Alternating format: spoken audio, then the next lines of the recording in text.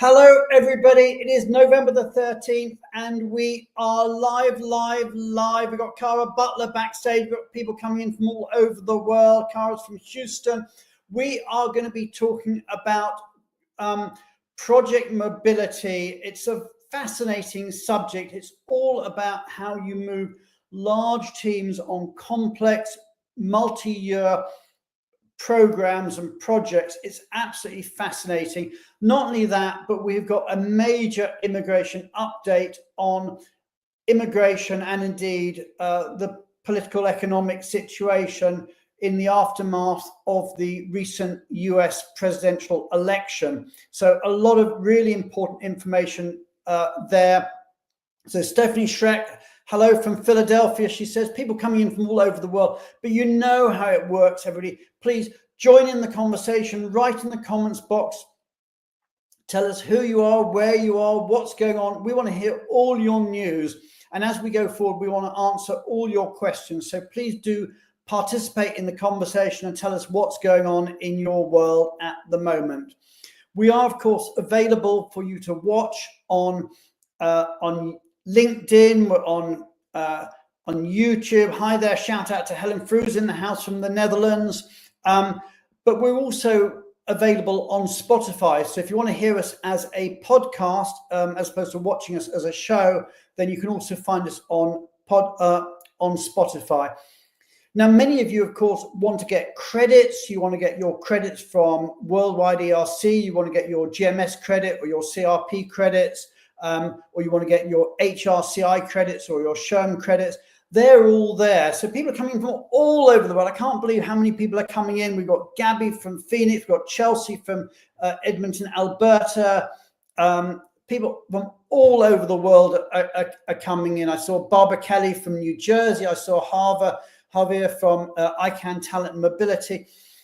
So those are your credits. If you want your credits, I'll leave that up there for a few moments more. And let me just say a big thanks to all our friends at Worldwide ERC for giving us the GMS and CRP codes, and also to our good friends at Rocket Mortgage for getting us the HRC and the SHRM codes. Talking about Worldwide ERC, we've got a real treat for you next week. Next week, we're going to be talking about shared learning and building the global mobility community.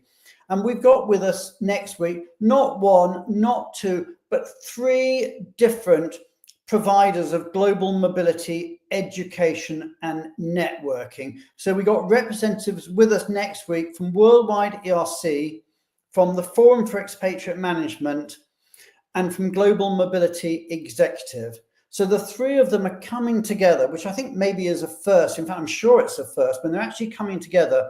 And we're going to be having a conversation about, if you like, the greater good, about how global mobility, how we can all learn together, we can network together, we're all in it together, about the importance of education, about the events, and indeed about what those three companies have got as their priorities for the next year or so. So next week, we've got, as I said, shared learning and building the GM community. It is going to be a really important and interesting discussion, and I'm so excited that we've got all three. We've got Worldwide ERC, obviously the industry trade body, and then we've got the Forum for Expatriate Management and Global Mobility Executive, all on the same show. Meanwhile, what has been going on in the wonderful world of global mobility in the last 7 days? Well, I'll tell you what, let's have a look. Let's find out what's been going on in global mobility over the last 7 days.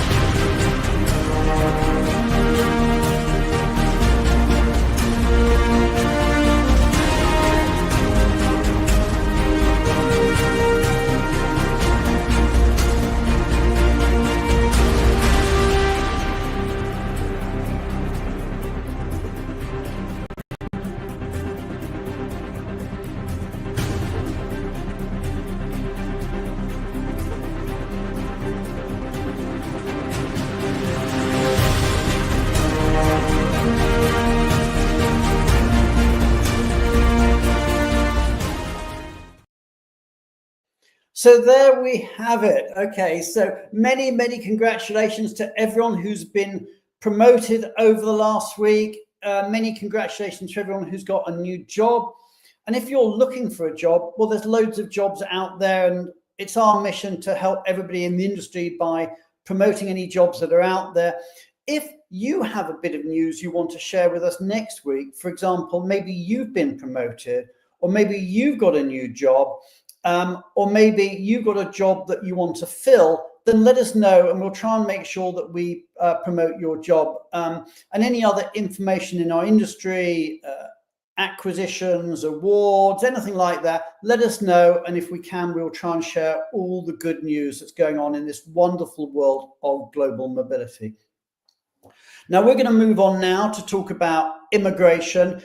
And it's been a really important week. We do have a new administration appointed or coming in the US. We're in that transition period now, and things are moving at a really rapid pace as President Trump-elect starts appointing his new government. So to talk about that, I am so excited as ever. We have with us the one and only Fragaman Julia Onslow Cole.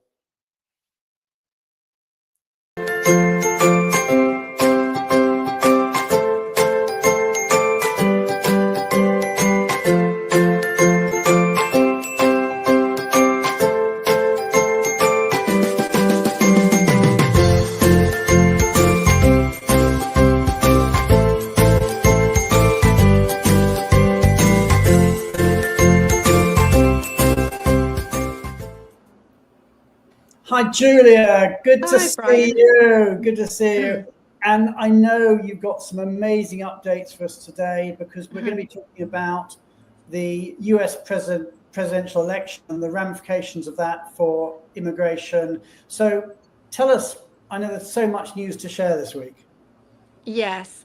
So, well, first of all, I wanted to say, Brian, that it is so important, and we are going to be talking about this on Benivo. We'll probably talk about it at least another session before Christmas, if not two. And obviously, news is coming out all of the time. But I also wanted to give a big shout out to Eddie Raleigh and Bo Cooper, who are our main commentators in Washington, and they're steeped with so much knowledge about what's going on in the US. But I'm going to just talk about some big impacts in the US immigration, and then I'm also going to say some key things for the global impacts. So I think there's three things that you really need to highlight in relation to this election. The first is that it was very different from the last election in which Trump was elected, in that this time round he won the popular vote and he received increased support across every demographic. And no one had anticipated, as we know, that he would, win so quickly. But his government will believe that it has a very strong mandate for its policies, including immigration. The second thing to remember, the second really important thing to remember, is that this time round, the Trump will have a much more closely aligned government and a much more conservative judiciary. And the House and the Senate is much more in his wing of the party, and there's actual possibility of legislative change, which we've not seen for many years. And the third thing is that this government is likely to move very fast. Now, when we talked about this, Brian, earlier on, we did say that the first date they could move is the 20th of Jan, but we believe that they will move very fast. And an indication of that is the fact that only 2 days after the result was announced, they actually announced the Chief of Staff, which is Susie Wiles. And the fact that this announcement was made so quickly shows that they're ready, that they have a strategy. They're a practice administration. They've got a huge team of people analysing what to do, what they want to do, and how to do it. And it's quite an odd situation to have two administrations with a gap in between. So obviously from the first one, they had learnt a lot. Now, very important update that's just come in over the last 24 hours is that it was reported that Susie Wiles, who I've just said will be the next White House Chief of Staff, told key donors that President-elect or President Trump will revive several executive orders from as early as the 20th of January. Now, she didn't indicate which ones, but we believe they're likely to include a travel ban on numerous majority Muslim countries, amongst other executive orders. So this is really fulfilling what we're saying. The Muslim ban that they talked about yes. last time round, yeah. Yeah. Bringing that back. The other things to note is that, again, over the last couple of days, we've seen that Marco Rubio is expected to be nominated for Secretary of State, and Stephen Miller is expected to be Deputy Chief of Staff for Policy. Now, he was an advisor to the President-elect on immigration in the first administration, and he's expected to have oversight of immigration. Now, when he left the White House, he founded and directed America First Legal, and that was an advocacy group, or is an advocacy group, that challenged a number of pro-immigration policies in court. Now, that is a sort of very quick little synopsis on the US side, but I want to also now focus on what does this mean for global? What does it mean for outside the US? And the key thing is to watch the trade policy. So the trade policy is the thing that all countries are really focused on, and tariffs. So as we know, the president-elect has threatened 10 to 20% tariffs, as much as 60% for China. And no one's quite sure, is this going to be a negotiation, or a threat in a negotiation, or is this going to be real? And I think the view is that it probably will be quite real. Now, European countries are very concerned about this in particular. The European economy is already quite down. And, one of the things that we almost certainly will see is that many European countries, particularly which have manufacturing businesses, two sectors in particular are cars and pharmaceuticals, are likely to want to manufacture as much as they can inside the US, because obviously that's a way to escape the tariffs. So these companies will be looking to see what spaces do we have outside the US, or inside the US, outside of Europe, that we can increase manufacturing. And that will probably mean that they will have to move some key people from Europe into the US. And obviously it's going to be harder to do that, but one would hope that they would be successful in that, because it will ultimately create more US jobs, because there'll be more US factories. Presumably that's the point of the policy. Yeah. So that's one thing for everyone to keep an eye out.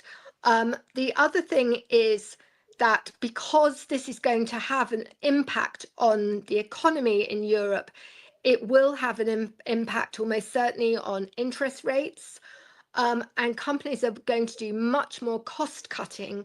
And therefore, it's really important for global mobility advisors, not just for the first point, to look at supply chains, to look to see where they're manufacturing, where people might move to avoid tariffs. But the second thing is there any cost efficiencies that can be done in the way you're moving people? And there's a lot of strategies, particularly around Europe, where you can cut costs in relation to the movement of people. And then other things that might happen is if the foreign policy is such that pressure is put to settle the war in Ukraine, could it be conceivable that you would start to move people back to Moscow? I mean, obviously that's a huge question mark, but I mean, that is something that companies might think about.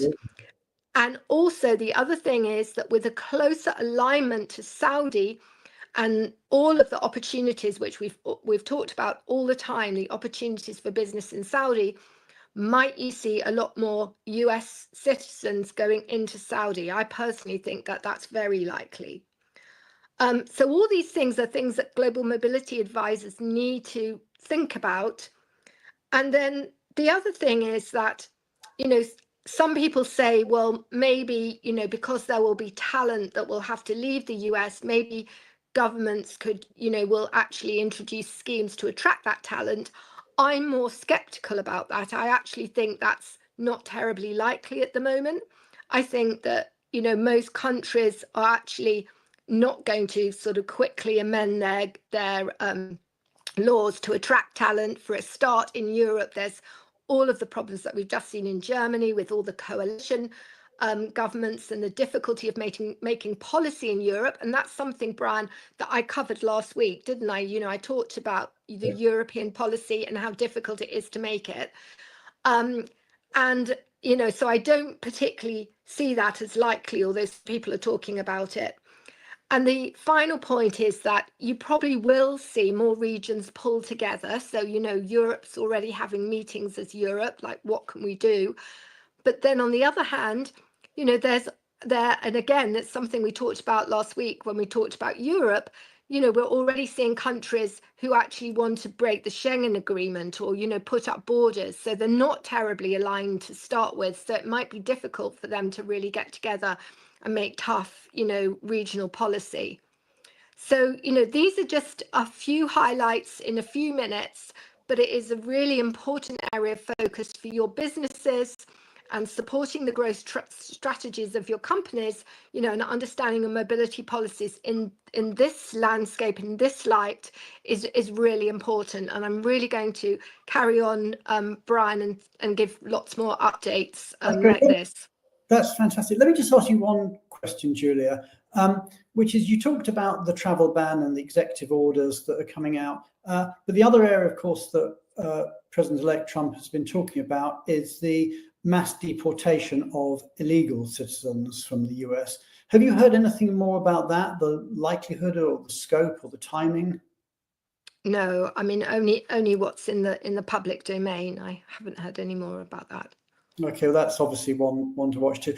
Julia, thank you so much. As ever, we really appreciate your time. We're now going to move on, and we're going to be talking to our Benivo update. And today actually is the very last day to nominate someone for the top 100 women global mobility leaders. So many to choose. So many. I've been inundated with entries. But if you haven't made your nominations yet out there in our audience, please do.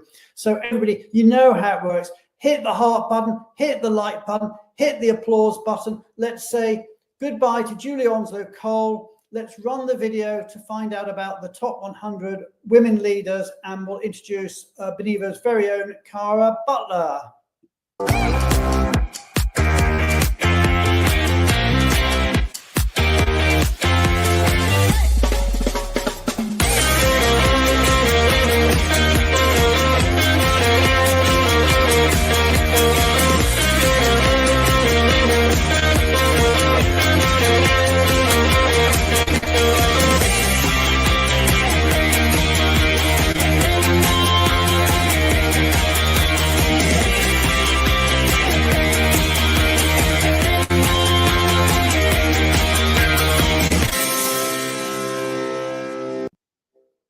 Hey, Cara, good to see you.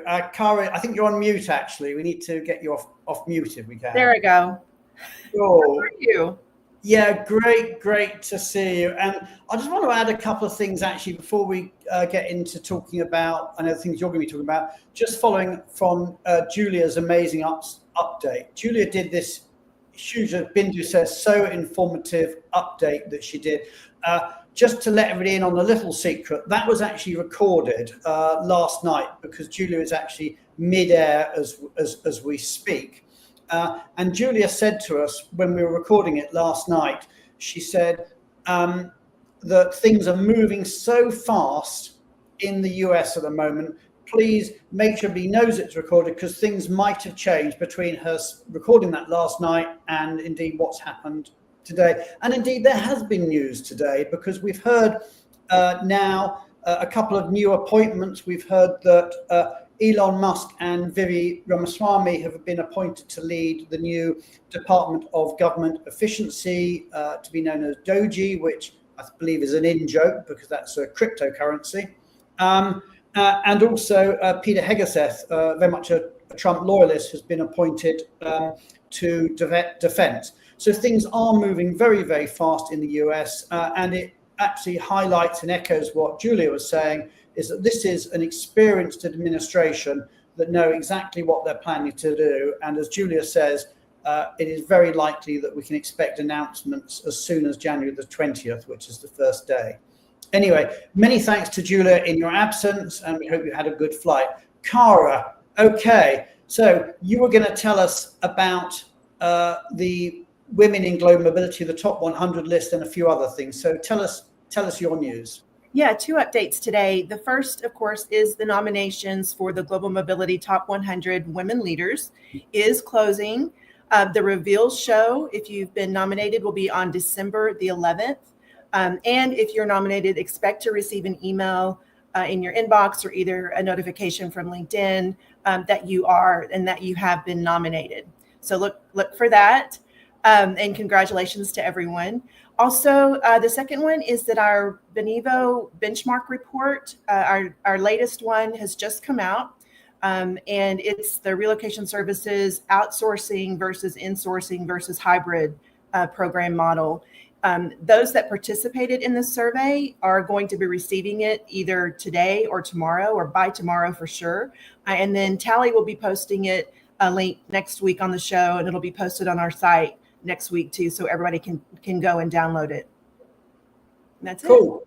Well, thank you so much for that, Karen. I just want to echo what you said. The nominations for the top 100 women in global mobility, women leaders, that ends today. So close of business today, wherever you are in the world.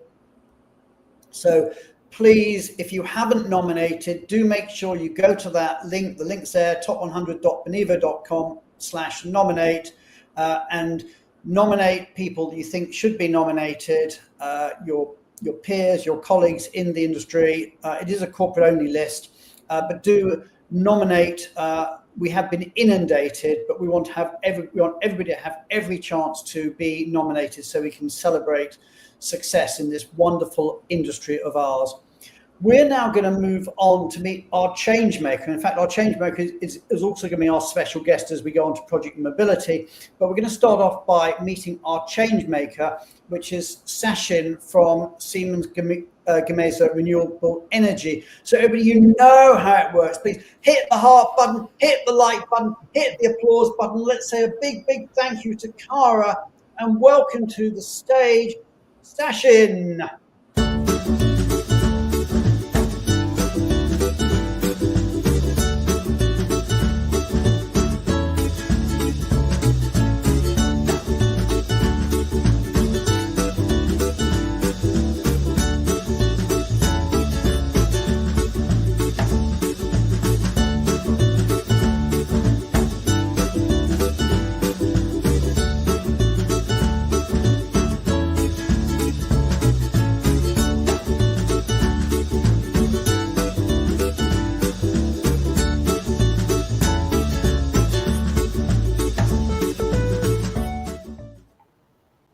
Hey, Sachin. Hello. Welcome to the show. Okay. Thank you. Where in the world are you today? I'm working out of Bangalore. Okay. And I gather that there's celebrations going on, and we might hear some fireworks as you're talking. Tell us a bit about that. Yeah, I mean, it's the Diwali season.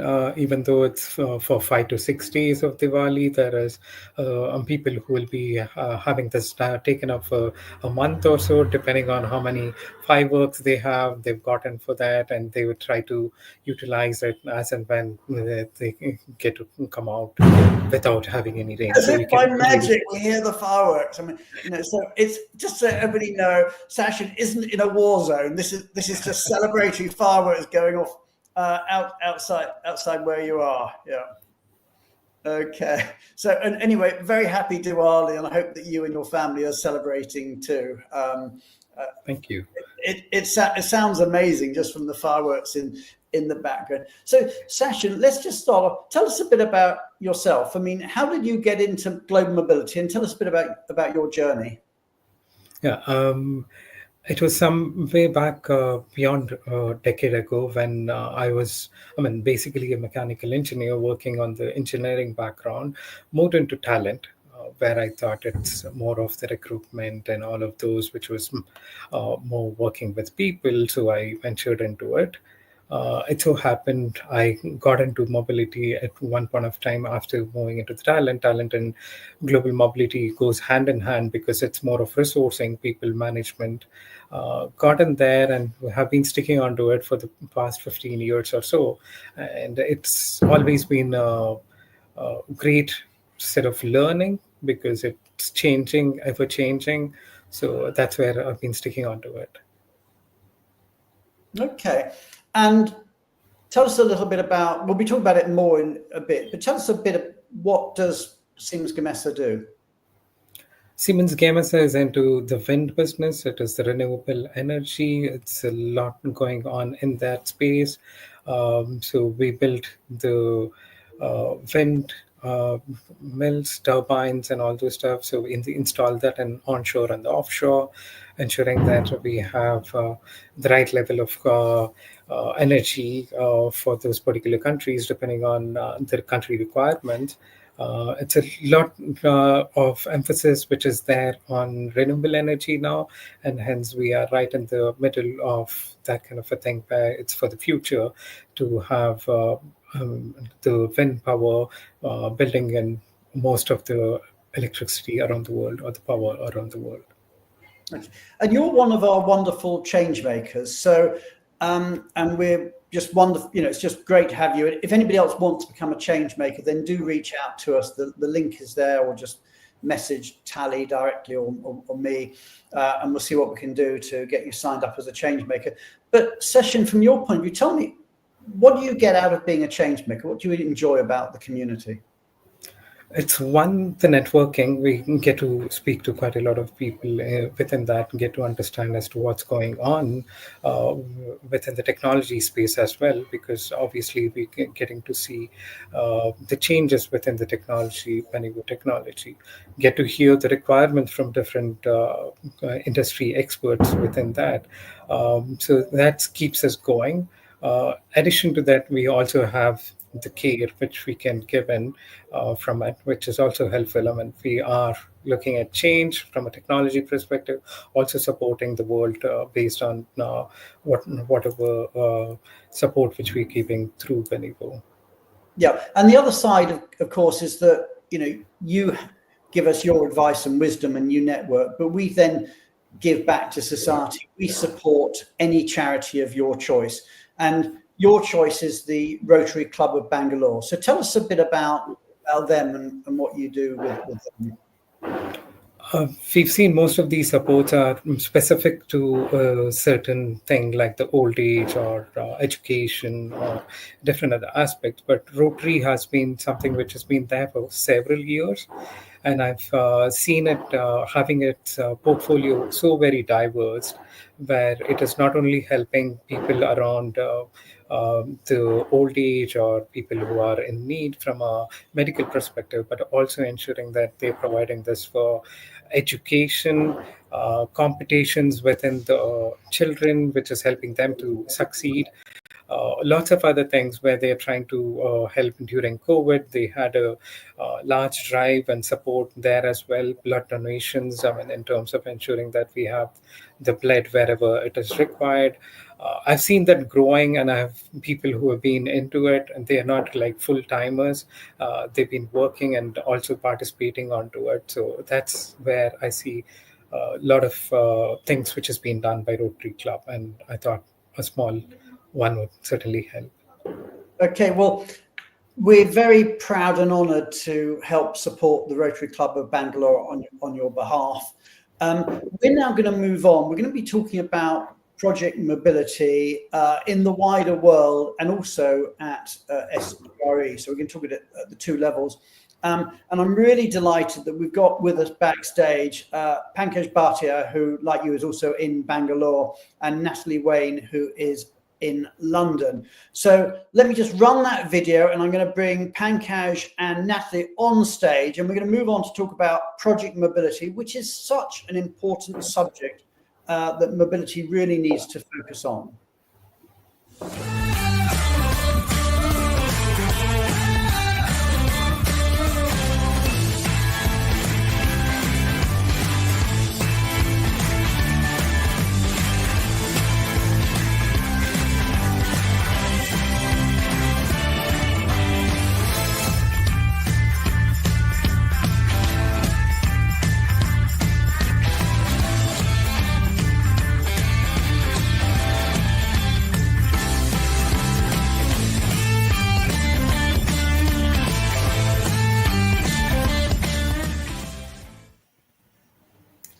Hi. Hey, Brian. Hi, Brian.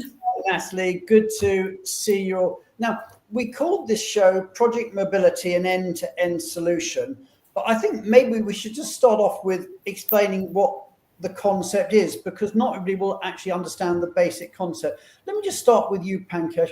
In the broader sense, what is project mobility? So basically, the way I would define it, Brian, is it would typically involve long-term deployments into certain countries. You could have multiple home countries and multiple host countries. So you may have a number of combinations in terms of where people are coming from, where they are going. These tend to be, very big deals running into millions and sometimes billions of dollars, etc. Absolutely. Because sometimes, like I said, the duration of these are like very, very long, right? So that's something which is kind of supported over a period of time. Multiple stakeholders being involved. So unlike what we call as traditional mobility, which are maybe the long term, the short term, and the one-way move, that's how we typically define traditional assignments. These are a lot more kind of focused around the compliance side of the house as well, because a lot of the services which are delivered as part of Project Mobility, Brian, are for external clients, which means that these are revenue generating folks, etc. Having said that, we've also seen cases where you may have internal projects running around, but largely, I think the volume, like the millions and the billions that I mentioned, are more for external kind of projects. And specifically in terms of the industry, it's across, right? So it's the IT industry, it is the energy industry, the infrastructure, etc., as well. So we're talking about IT, energy, infrastructure, consulting, maybe. I mean, absolutely. So we're talking about the sort of industries where they send loads of people on a project for either rotating through or longer term, but people going out on a project that will last quite possibly a long period of time. So Sachin, bringing you into the conversation, from your perspective, tell me a bit about the projects that you send people on. So the projects are for longer duration, as Pankaj was talking about. I mean, these are wind turbines which needs to be installed either in the onshore or the offshore. So it's not just one, two, or it could be multiple number of wind turbines which needs to be installed. So it's a lot more of precaution or a lot more of work which we need to do before it actually goes in there. So there is a bidding process. There is a lot of work which goes in prior to actually getting into having the turbine installed in there. So it can go in for sales and marketing, which can land in for a year to two or beyond it. And then ultimately, when it is implemented or installed, it can go in for again 3-4 years.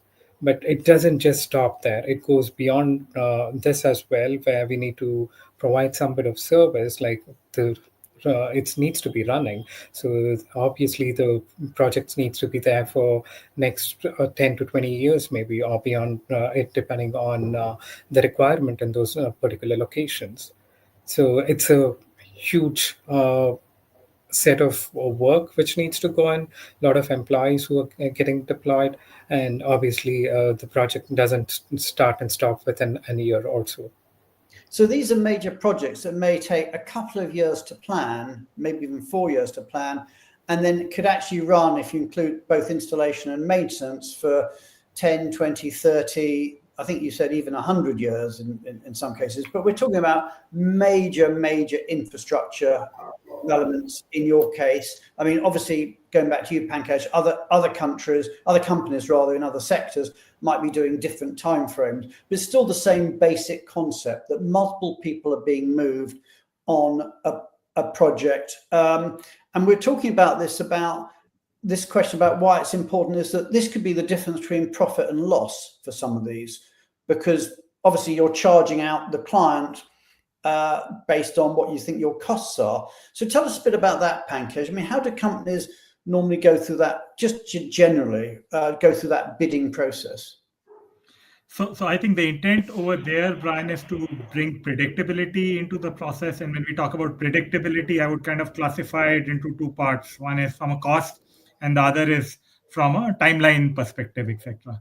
So I think the ideal kind of a process, Brian, is that you are making sure that you are involving the right stakeholders at the right time, because that's something which has been a challenge, where people are not pulled in at the right time, and there's a lot of frustration which is coming at a later point of time. So typically, the way companies actually divide these projects is, one is what they call as a consulting phase, which is like a strategy phase, and then is the operational / the control phase. So in terms of the strategy phase, this is where they'll identify what are all the variables, right? So like I was mentioning, Brian, in terms of how many people are needed, what is the duration for which they need to be there, which countries are they coming from, which countries are they going to be there, how are you structuring the contracts, which company is billing which company, etc., because there are corporate tax and other implications, etc., as well. So in terms of the consulting phase, it's making sure you have the complete and correct information which is available upfront. You are involving the right stakeholders. And then as part of the overall evaluation process, assessment process, any compliance triggers which are there are identified so that you know what costs are likely to come in from a tax, social security perspective, what are the timelines to deploy people. So it may be easy to deploy some people versus moving people from one country to another country. So there may be a lot of these variables, etc., which are there. So as part of that consulting phase, the strategy phase which I was talking about, that's about making sure that you're kind of identifying all those variables and doing an assessment on those factors. Then second part, No, I say we've got the two phases. So the first phase is the strategy or the planning phase, and then the second phase is the deployment. We're going to move on to that in a moment. But very, very quickly, tell us about the deployment phase, and then we'll dive a bit deeper into the two stages. Right. And before I talk about the deployment stage, I think we need to understand that there could be a huge time gap between the strategy building and the operation part, right? So that's something which is very, very key, because a lot of things may change during that period of time. So it needs to be ensured that you're kind of keeping on top of some of those factors. So from an operational perspective, it's more about getting into the level of individual deployments, looking at individual people who are moving, looking at their immigration and tax kind of compliance requirements which are coming in, the social security, making sure you've got those right controls, etc., in place, so that that doesn't kind of cause issues. Making sure your costs that you had kind of predicted are in line with what you're actually incurring, because it's very important, right? In terms of the bidding may have happened much earlier, right? And now at a later point when the operations are happening, if you don't have a control over that, then that's where a lot of those kind of issues come in. And lastly, I would say is making sure that you have a very robust process around tracking of your individuals. A project manager should have visibility into how many people are working on a project, what is the status on compliance, etc., etc. Okay, so let me bring Sash into the conversation, and then we'll get into actually looking at something in terms of actually how it happened. So, Sash, from your perspective, tell us about what it was like before, because obviously you've gone for a technology solution with Benivo, but tell us about what it was like before and how it's changed now using technology. And then Natalie, maybe you can come in and tell us a bit about how the transition happened. Yeah, we were more using Excel, which is the legacy way of tracking things. We were using multiple Excel spreadsheets which don't talk to each other. So obviously that was not helping. We were using SharePoint and other tools to store the data as well. So this was more the legacy way of handling things. As and when we got in working with Benivo, we're using more of the technology where we have one set of data which goes into the tool through the integration, and then ultimately it is reused regularly for the stages of the project, beyond the project, when they are deployed within those projects. So it's a lot of manual efforts which go in of tracking, and all of those is being reduced. There's efficiency being built.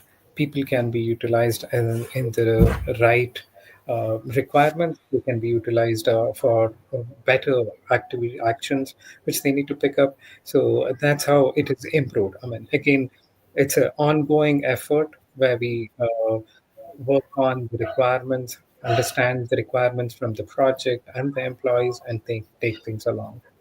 Okay, well, I'm sure people would like to see a little bit about how this actually happens in practice. But Natalie, yeah, I know you're about to say, but I mean, tell us a bit about how that transition happened from your perspective. Yeah, so obviously Sachin was talking about the fact that his company was using spreadsheets. We've also heard of other clients that were using emails as a way of tracking the information. So imagine lots of spreadsheets, lots of information, probably not collected and saved in a consistent way. And then if you want to add any further complexity to that, all the projects in the pipeline, as Sachin was saying, do tend to span multiple years. So imagine the confusion, the frustration with all of this information previously sitting in people's inboxes, made worse if people are going on holiday or even if they leave the company. So okay. No, you carry on. Sorry. So what I was going to say is that when we were looking at a tech solution, we wanted to make sure that we were looking back at what the goal was of how project mobility should be done when you're utilizing a tech platform and when you're also obviously planning a project. And the main points that we wanted to consider were some things around the predictability of the timelines, predictability of the costs, and making sure that the tool took into consideration how you manage those huge cost risks. So Brian, if everyone's ready, I can go into the demo and just talk a little bit about how from the beginning, the planning and the creation of the project works at Benivo. Okay, so tell us what, this is a generic screen we've got here. This is not SGR RE specific. So tell us a bit about what we're looking at. Absolutely. So what you can see here is a table with all of the information in one place. One of the first things that we went into was to make sure that we were creating something in a consistent way and making sure that we were presenting the information and also storing the information, that everything that was needed for the project, and making sure as well that the right people had access in order to contribute to the project. So if you look at this demo screen here, you can see some information about the projects, a whole list of different projects, their start dates, their locations, also the important piece here about the status of the project as well, and the allocation of the budgets. as I think Pankaj was saying before, there may be multiple stakeholders that are involved at different points within the project. So we have here the ability to assign a project creation to somebody. This could be a project manager who's assigned to the project. We complete their details, and then they receive an invitation in order to create and contribute to the project. Anybody that is assigned to the project will receive a notification allowing them to update the project, to also understand what's happening at the project level, and obviously making sure that everybody is kept into the loop. Moving forward, we have 5 stages, which you can see along here at the top, in relation to creating a new project. So all of the bits of information that previously would have been gathered by multiple people in multiple ways, all of those are within the flow, making sure that we are creating and collecting all of the key bits of information. So we have sections here about project details and project dates. And again, we have different variables here because we understand that at the point of creating a project, you may have an estimated start date, but that might not actually be the actual start date. So there's different sections here that can be completed. And we also have a section here related to corporate tax.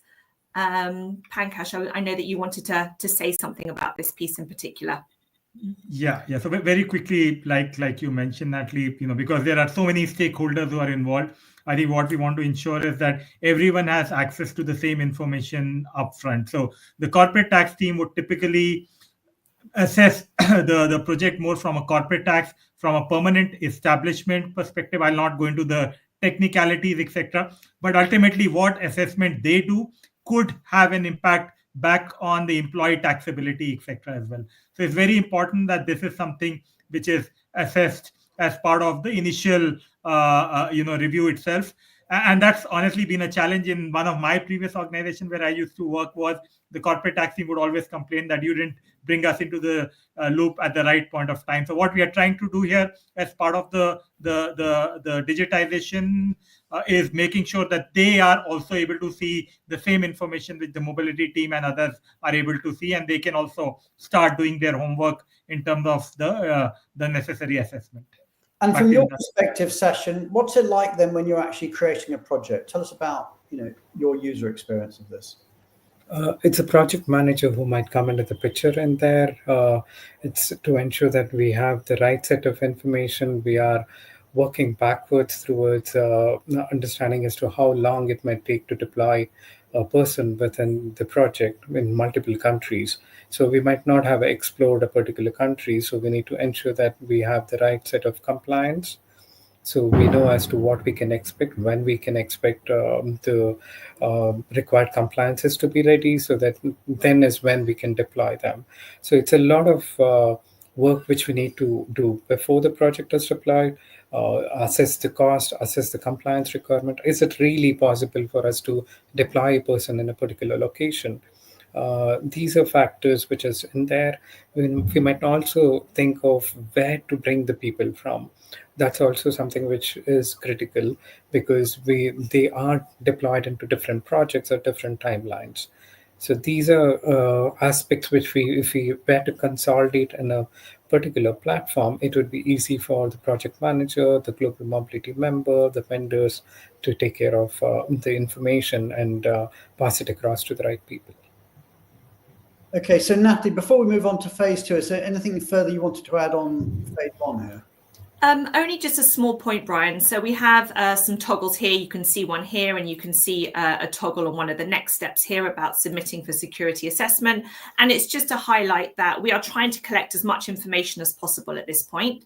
And therefore, if any of these toggles are enabled, what it just does is it kickstarts some inbuilt workflows to make sure the information can be sent to the right stakeholders who need to be part of the review process.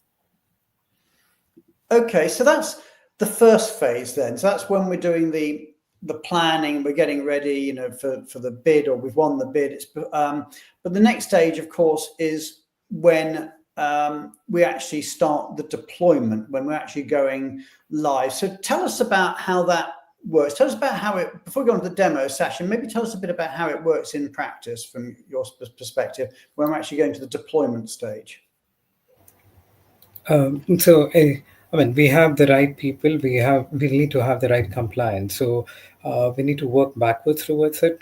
We have the vendors who can provide us the information on what kind of immigration requirement is there, what is the tax related complications which could arise, what are the different kind of other compliances like PWD or social security or requirement in terms of other things when they land into the location. This is again gets complex because we are landing not only people into the shore, we're landing them into the sea as well. So that gets a bit too complex in terms of international waters as well. So compliances are key. So we need to have the documentation right before they get deployed. If we don't have the right kind of documentation, it would be obviously not possible to deploy them, which will be a huge cost, which is at stake when it comes to people not being able to be deployed into the particular project. Hence, it's a key for ensuring that we work backwards, have the right set of people. They're coming in from different locations. So we manage the flow in such a way that after one set of people have taken care of their job, there's a next set of people who will be taking up the next role in terms of ensuring that the next product has been deployed within that. Okay, so Natalie, why don't we just then have a look at how that works in practice? So let's just pull this up. So this is a live screen, but this is not, obviously we're not sharing any sensitive information, any PI, any other sensitive information. So tell us what we're looking at, Natalie. Okay, so this is just one of our standard Benivo landing pages. It's just important, Brian, just to go back one step, if I can, just for a few minutes, just to touch on the fact that once the project creation flow is completed, then all of that information gets sent to our tax service providers in order to complete the project concept assessment. So the employee doesn't need to know all of that information. That's nothing that they get involved in. But the reason why that's important is that from an employee's perspective, when they come onto the platform, they know that they're going on a project. We invite them to create a trip. So what I'm going to do is I'm going to come here, and just on this toggle here, I can create a new trip. I can also go back and look at any of my historical trips and understand all the information that I put in there, as well as the assessment outcomes. But I'm just going to click on here, create a new trip. And true to Benivo style, we try not to collect the same information from employees more than once. So anything that we have previously will be shared. And then the employee is invited to fill in some of this mandatory details that based on all of the information that was entered previously and all the work that was done. We collect very simple bits of information from the employee in order to understand and filter down on what project they would be going on. So I'm just going to fill in an example here. My host city is Dublin, and there's some other bits of information that's not mandatory. I fill it in if I have the information, but I can leave it blank if I don't. And then based on the host city, as well as some other bits of information, the project name options are available to me, and I'm able to then select at that point. Just for the purpose of this demo, I've chosen a destination that means that there's no project related. But if there were multiple projects, those would all be filtered down and available for me to choose. And then there's some other bits of information that, again, just allow the user to decide where they're going and what the project is.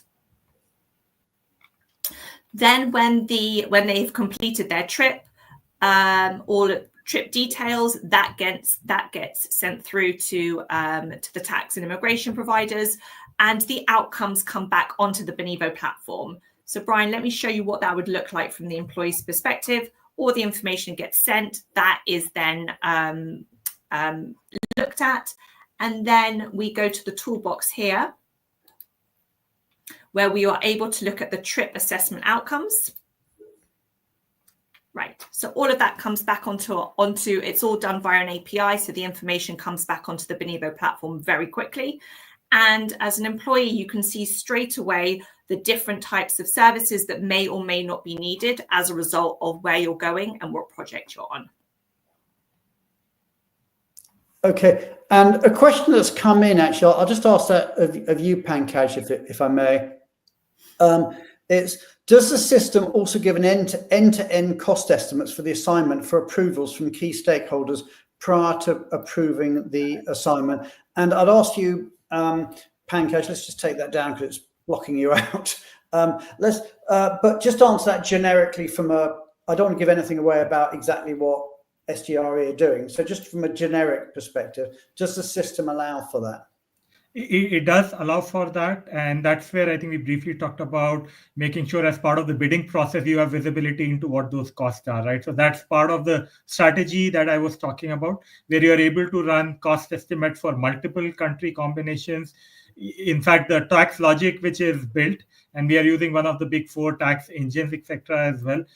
There is the ability to actually customize the positions around whether you want to take a tax treaty, whether you want to apply totalization agreements, etc. So there's a lot of flexibility which is offered, and it's a very, very detailed cost estimates which are available. In fact, something that we talked about in one of the earlier shows, Brian, was around the tax saving scenario as well. So it actually gives you options that if you're able to modify certain, let's say, start end dates, you end up having lower costs because you are able to take advantage of some of the specific tax benefits, etc. So the short answer is yes, and of course we have much more than that. Okay, we're running out of time, sadly. We've only got a few minutes left. But Sachin, I'd like to bring you into the conversation. What's been your perspective of working with this technology from both a mobility manager's point of view, but also the feedback from the employee's perspective? And how radical has it been? How revolutionary has it been? It's been very helpful. I mean, we have the technology which is helping us to not have the data set provided again and again. We have instantaneous documentation which can be created within the tool. So it's really self-service which has been utilized within this tool, which is really helpful for the technology from a technology perspective. Because the data flows in and the documents is created. On the other hand, we are also ensuring that the employees are getting to know that the services are at what stage, so they can, in a click of a button, understand as to where they are and what is their. They have reasonable time for getting into the new location. So overall, it has been a positive feedback. And obviously, we get to have feedback from the employees, work closely with Benivo to see what needs to change and how we take the things along for a better employee experience. Okay, and Natalie, I'll give the last word to you. I mean, tell us about the speed of changes and the agility. I know you pride yourself on sprints, but tell us a bit about how this, the agility of changing this to meet a client's needs are. We're actually just about to finish a sprint, so that's why I'm smiling, because we do move incredibly fast. We run sprints every 2 weeks, and we normally we know what we're working on, but of course, if anything critical comes up, if we need to make any changes last minute, we do have those systems in place to be able to move at speed and also to move things around very quickly if needs be. So we work in a very, very fast-paced environment. It's incredibly exciting to see how iterative we can be. We can look at employee feedback, make very quick changes, and then delight our users by releasing those changes very quickly. Okay, well, we're pretty much out of time now. I'm going to bring back our Benivo star, Cara Butler, and of course, our wonderful producer, Tali Gorin. So this has been an amazing show. We are back again next week when we're going to be talking about shared learning. And as I said, we've got not one, not two, but 3 of the biggest and best global mobility networking and events and lobbying or advisory organizations in the world. We've got ERC, that of course everybody loves as our industry trade body. We've got ERC on the show, we've got Global Mobility Executive, and we've got the Forum for Expatriate Management, all on one show together. You will not want to miss that. Meanwhile, it is, as Tally's reminded me, today is your very, very, very last chance to nominate your Global Mobility Women Leader. And this deadline is not going to be extended. You've heard it first here. We do not extend deadlines. Okay, so it is by close of business, your time, wherever you are in the world today. If you want to make any nominations, make those nominations. Anyway, it's been great having everybody on the show. A big, big thanks to Cara Butler, to Pankaj Bhatia, to Natalie Wayne, to our wonderful producer, Tali Gorin, and especially to our very, very special guest, Sachindra Hande, from Siemens Gamesa Renewable Energy. My name is Brian Friedman. I've been your host. We hope you've enjoyed the show as much as we've enjoyed preparing it and presenting it. And we'll see you all again this time next week. Take care, everybody, and have a great, great week. Bye, everyone. Bye.